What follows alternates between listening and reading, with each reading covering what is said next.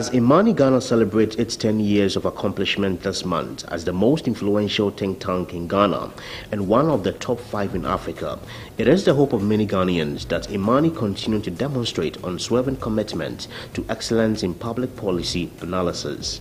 It's common knowledge that among a large number of the Ghanaians, many still do not understand the role or importance of think tanks in national development and why international organizations such as the IMF, the World Bank, International Development Agency, Otchere heavily rely on think tanks for local solutions.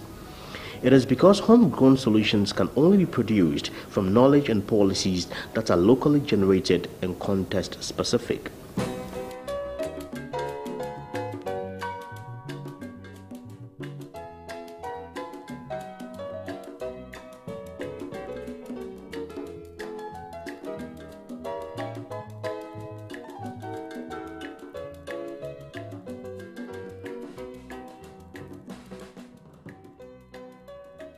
In an increasingly interconnected world, think tanks are joining forces in partnerships and networks to generate and use knowledge more systematically to address national, regional, and global challenges. Franklin Cudjoe is founding president and CEO of IMANI Center for Policy and Education, which sets out to achieve its mission by subjecting any government policy that is likely to have systematic implications for development to basic value for money, due diligence and rational choice, public choice and vested interest analysis, and then actively engage in policy advocacy to publicize the result with a view to promoting peace and prosperity through human flourishing.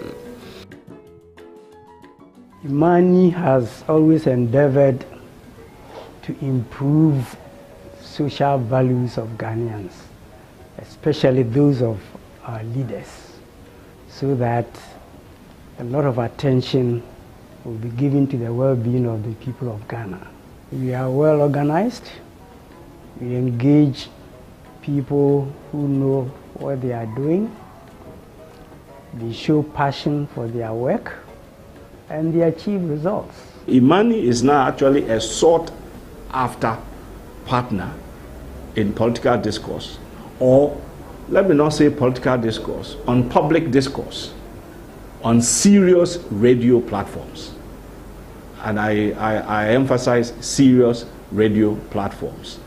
We are not just classroom academics, we are not political academics, but very sharp-minded, witty young guys with hardcore research that are able also to unpack and demystify most of these things that were left in academia, serious topics that we thought that we the little minds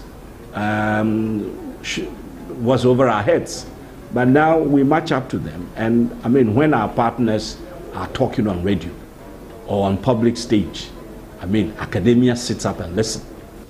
Franklin is an Earhart doctoral fellow at Buckingham University in the UK, an alumnus of Harvard Kennedy School Executive Education, the Atlas Economic Research Foundation's think tank MBA program, and the Montreal Economic Institute's think tank training program. He has a Bachelor of Science in Land Economy from Kwame Nkrumah University of Science and Technology. There have been tremendous global presence for IMANI from 2005. Not many people in Ghana actually know that IMANI had a thorough global presence even before Ghana got to know IMANI proper. By 2005, there's virtually no media house in this world that had not interviewed myself and to some extent my colleague Bright. We were all over the place in the Wall Street Journal, all the 3 versions, and these were top-level publications, the Daily Telegraph of London, with references all over CNN, BBC, what have you. Some of the things we wrote at the time featured in the British House of Commons debate. If I recall, that debate was interesting because the discussion at the time was the extent of poverty on the continent, Africa. But the British government was just taking a decision to give aid to Ethiopia that had maimed about 500 of its own because of election fraud. And there's a Labour MP who asked a question Do we know the extent of corruption on the continent? To which the Conservative Member of Parliament, David Chope, he's called, replied and said, how can we not know the extent of corruption, I'm paraphrasing, when the Ghanaian director of IMANI has asserted that corruption cost the continent, well, $4,700 is stolen every second on the continent. Now, if we calculated that, that comes to $149 billion a year of grand corruption. That's 25% of Africa's GDP. Where it mattered most, it was mentioned, the British House of Commons. It was interesting. The South African High Court judge, in his ruling on intellectual rights patents, also cited some work I did for the WHO. I mean, I recall published these articles about the WHO, about patents and all of that, and cited that, which was interesting. Having this debate with a sitting Tanzanian president, Benjamin Mkapa, which was viewed by over 1 million people in the United States, was also very encouraging. Indeed, to have had the presence and the audience of Bill Gates Sr. to have a discussion about global health care as it mattered to his foundation, and to know that 2 weeks after my meeting, the things I suggested about indoor residual spraying, he voted $283 million for malaria in Africa, and for the first time included indoor residual spraying.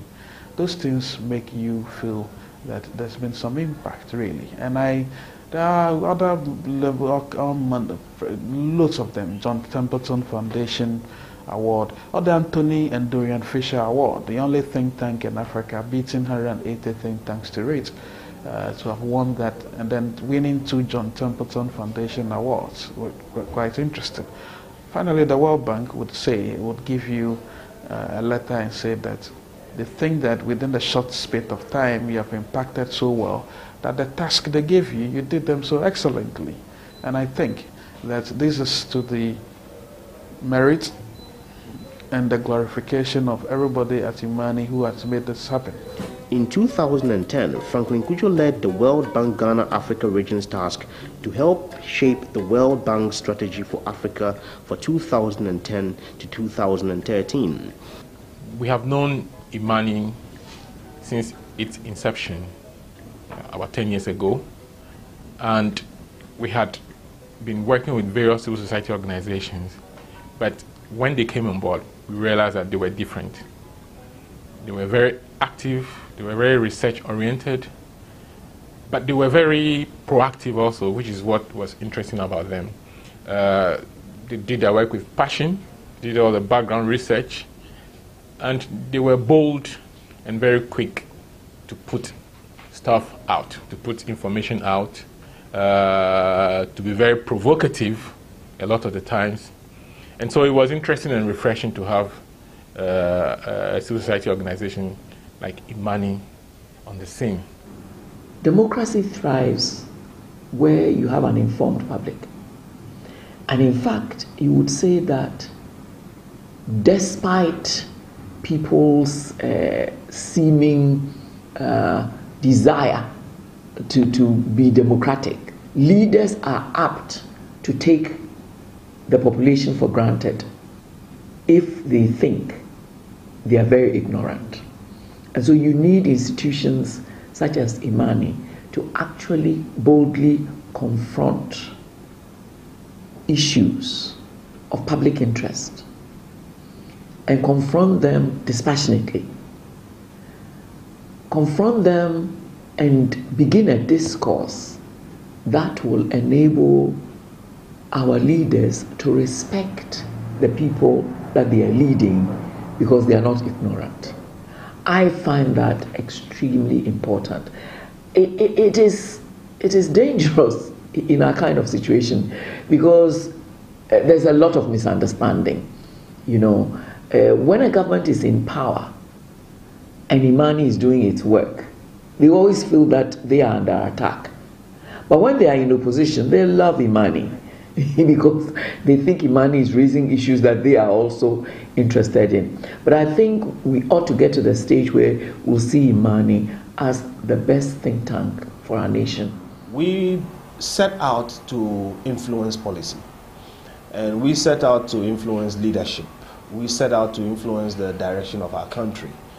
And we knew that operating as a think tank means you don't have the power to make decisions.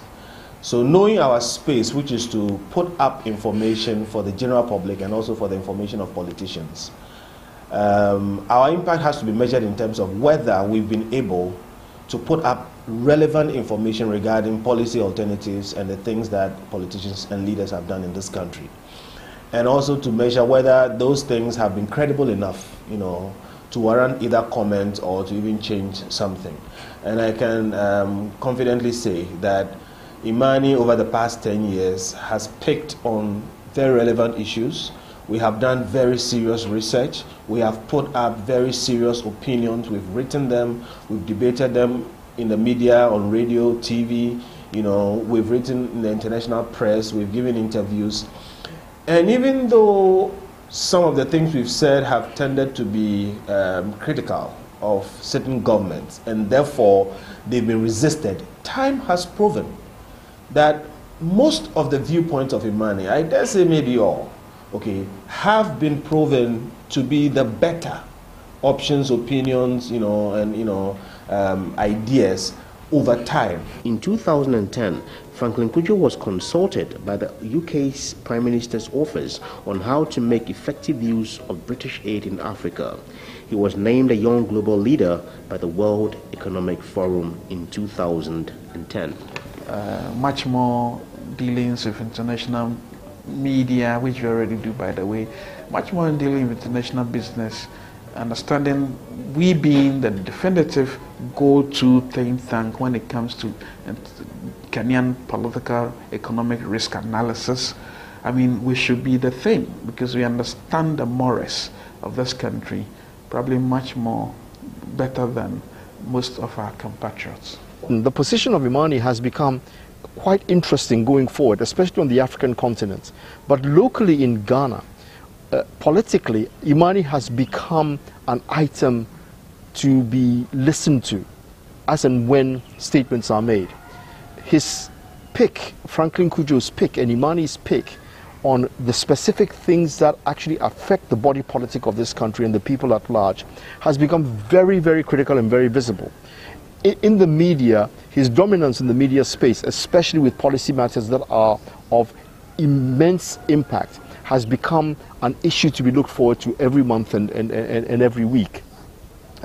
We particularly have a relationship, a good relationship, myself and the people at IMANI, and Franklin Cudjoe's presence with me on the City FM's The Big Issue is one of those particular periods when we tend to influence across the whole range.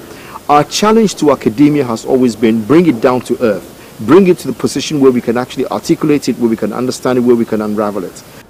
The quality of the work that they do, the depth of the research, the depth of the logic is amazing. And you just have to read on any issue that they've done to appreciate the level of professionalism. Sometimes it's difficult to believe that people with so little resources can actually turn out such a professional and in-depth work. If I were the government of the day, a think tank like IMANI would be very close to me, so they can offer me insights into a lot of the stuff that is going on. Anybody who looks at IMANI's work with impartial eyes would see that these are really major thinkers. The reach of our work is very diverse. We have projects that we carry out for international partners. We have projects that we carry out for local partners, and so it's important that different perspectives come together to meet the demands of our clients and to meet the demands of the people that we serve. And so having these different groups of people definitely brings it all together.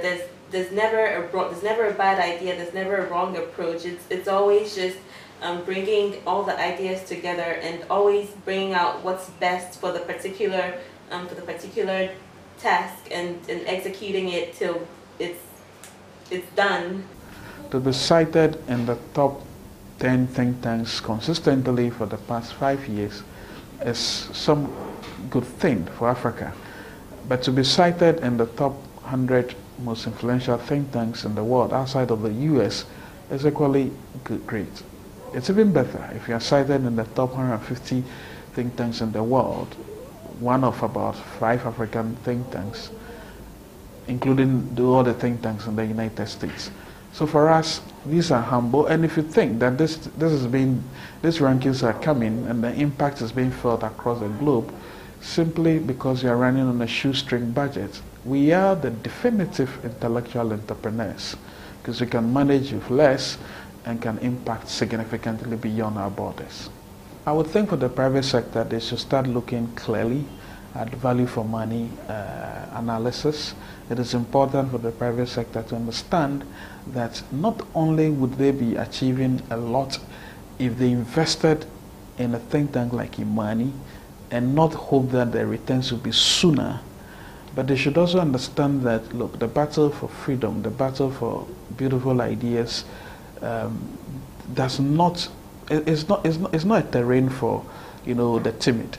It is something that ought to be looked at seriously, and we think that we occupy that position that, apart from doing industry-related research and analysis, which we are doing for some companies, I've done stuff for the American Chamber of Commerce, Ghanaian Chamber of Commerce as well.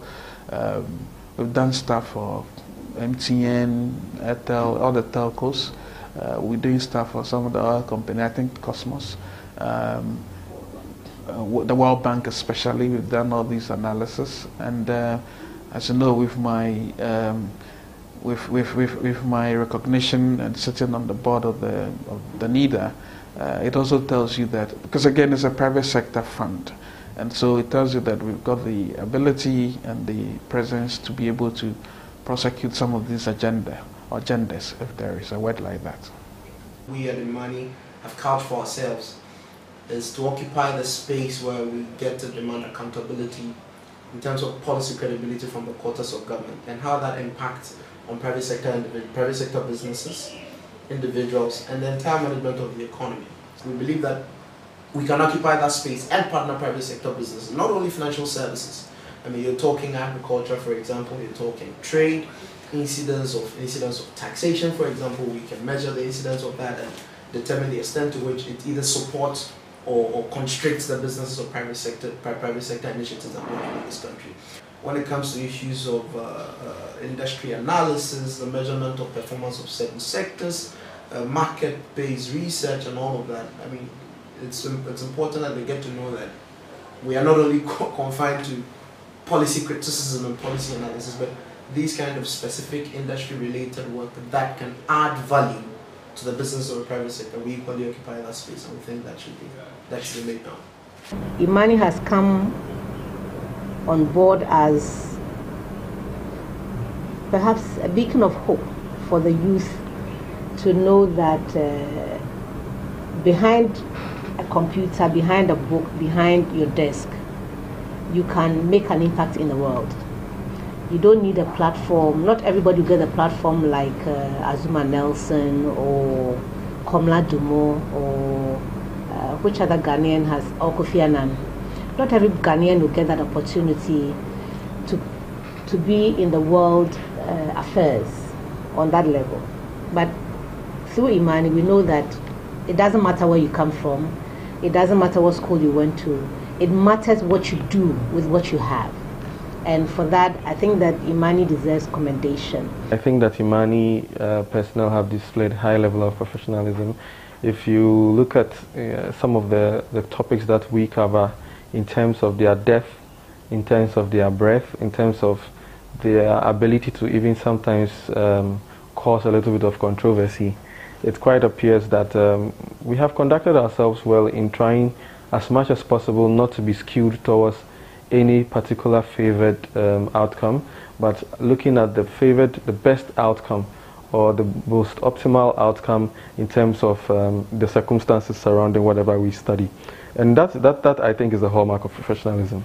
So yes, IMANI has been very, very important in terms of impacting the political class, particularly the members of parliament. Same with the media. Most of our media organizations are not seized with the people and the infrastructure to be able to pull off some of those major research work that IMANI has done. Remember IMANI's work on, for instance, the CBD loan and how their predictions came to pass. Remember IMANI's work in recent times, again, on the XTS saga.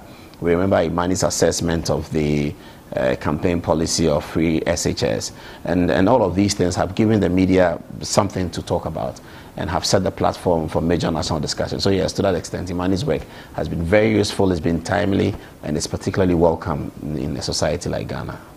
Anytime IMANI has thrown out something for public consumption, it is not that someone has gone to sleep and dreamt of something and just put it out. You realize that the detail and the serendipity and every relevant factor that makes good research is present. And on any day, any occasion, I would recommend IMANI's research to any individual, whether Ghanaian or foreigner, who wants an authoritative imprint on any work that it is doing or researching into. I think that IMANI leads the way, and we cannot but commend the ladies and gentlemen behind IMANI.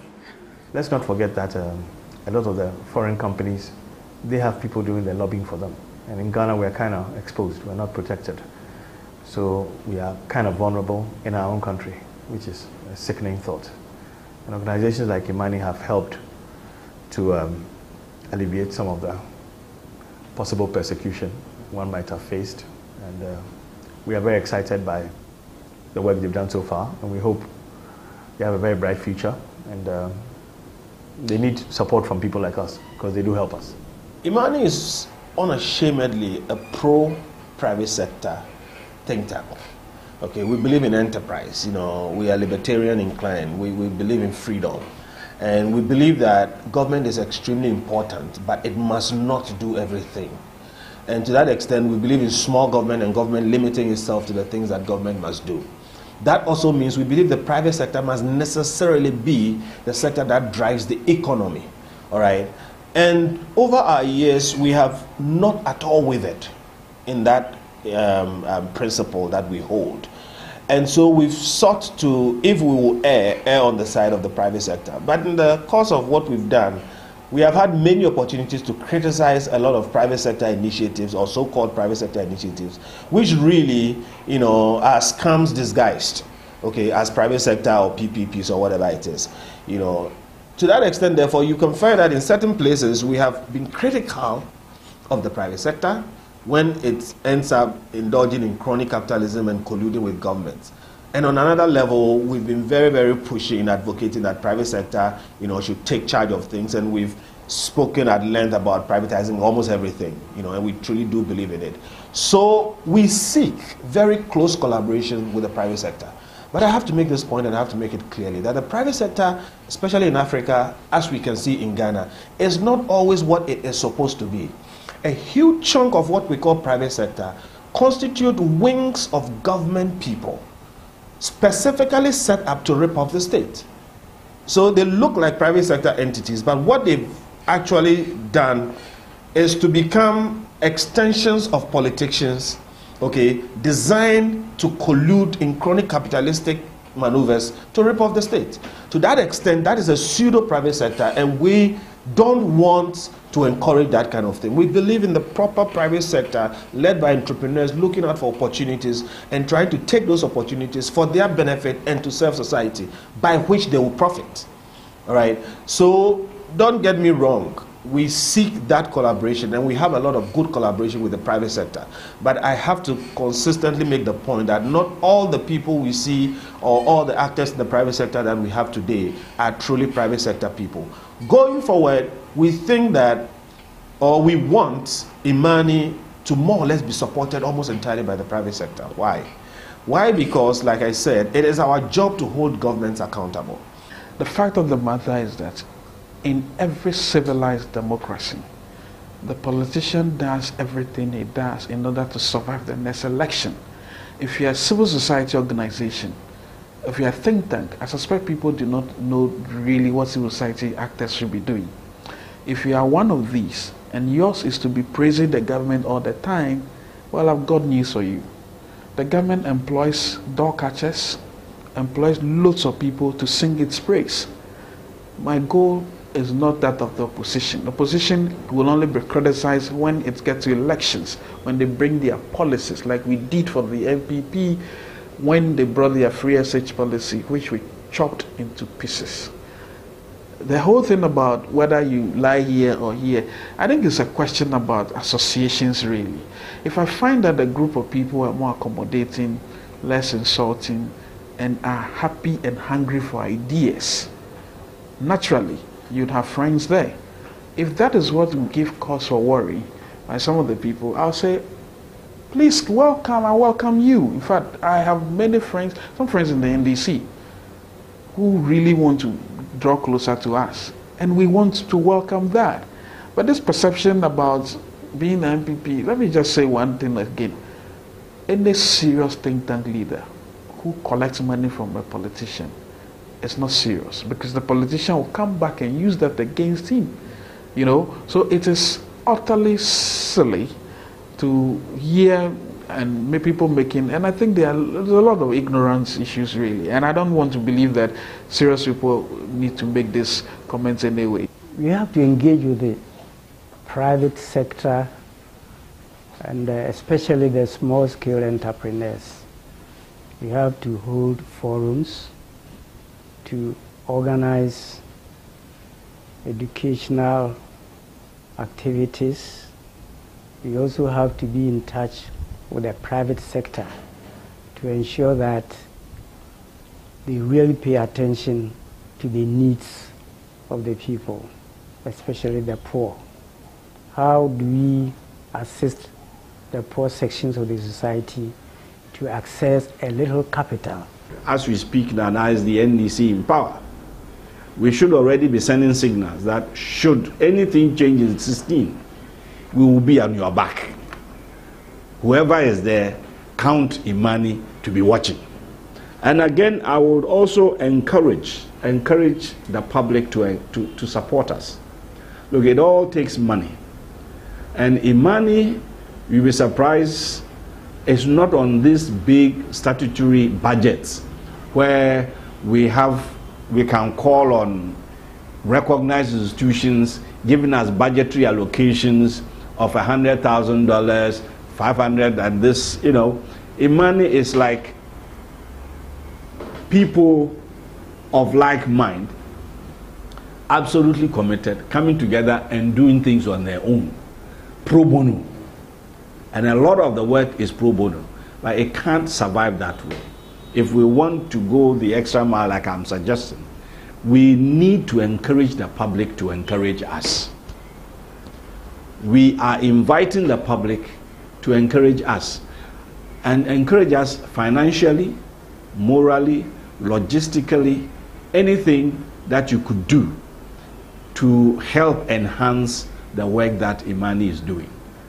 I think they've raised the issues. They have generated debate. They've generated controversy. They've generated excitement. They've enriched the public discourse.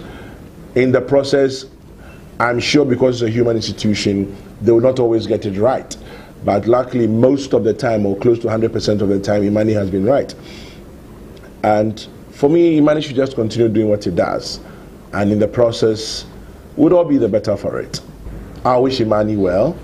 I mean, 10 years of sustaining a business like this is not easy, especially with all the mud, the stones, and the sticks that will be thrown at you.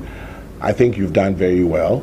And I can wish you many more years of successful, how should I call it, debate, successful stirring up of controversy, successful throwing the light on the dark spots in our society.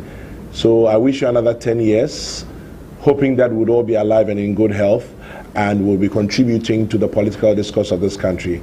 Let's see each other in 10 years, and then another 10 years, and another 10 years, until we all drop off dead one day. Good luck, IMANI, and I wish you well. I want to wish IMANI well in their 10th anniversary celebration. The sky is the limit. There are bigger things, there are bigger fights to fight, and we look forward to working with them going forward. And on this occasion of their 10th anniversary, I join many Ghanaians who wish them well, congratulate them, Mr. Cudjoe, Franklin Cudjoe, and his partner, Mr. Bento. We have to congratulate them on this anniversary and for the work that they've done. And the next 10 years should even be better. The work of think tanks like IMANI should be supported by all of us, especially those of us who have some funding. A lot of the funding that goes into some of these social issues, IMANI deserves a lot more. And I would like in the next 10 years to see IMANI attracting a lot of support from the local industry, from local business. It will be worth the while of all of us as individuals and as a nation. Congratulations once again, IMANI. IMANI Ghana, I also know, is a purely individual corporate effort. And everything in these parts and virtually all over the world is run with money. If you want good quality research, good quality interventions in public discourse, as IMANI has been doing, you need funds. And I do not want IMANI, for instance, to come at any kind of governmental control. But I believe also that IMANI needs help, financial help, so to speak, from various players in the public sector. And I'm encouraging Ghanaians, the widow's mite, the little that anyone can chip in to help IMANI deliver on its mandate will be welcome. 10 years of IMANI, where did the years go? Congratulations, you've done a great job, but I think the greater job is ahead. And I know that all of you are more than capable of giving the best and even outshining yourselves. That's what I'm looking for. Congratulations. I believe that if we are able to pool our resources together as individuals, as institutions interested in deepening Ghana's democracy, we can go a long way in better resourcing IMANI to travel another 10 years so that our democracy can become a better platform for developing this country, so that our policies we pass through Parliament can become better laws to regulate, our lives and also how we develop as a people. IMANI has come to stay. I believe they have substantially contributed to making Ghana a better place for all of us. Let's continue to support them. Thank you very much, IMANI, for being 10 years old. I would like to, on behalf of IMANI, the IMANI Group, Board of Directors, myself, wish IMANI many more years of activities in this country. We appreciate the role that IMANI has been playing over the years, and we pray that IMANI continues to enrich the social fiber, our social values, to continue to draw attention to the role of leadership, to continue to draw attention to the issues of morality, and provide the necessary leadership in the area of civil society. I want to say congratulations and happy 10th anniversary to our friends at IMANI. I hope you appreciate how respected internationally this institution is, and I hope that you will continue to support its efforts so that Ghana has an independent voice that is active in promoting integrity of public office and the policies that really do lead to peace and prosperity. Congratulations, Franklin and IMANI.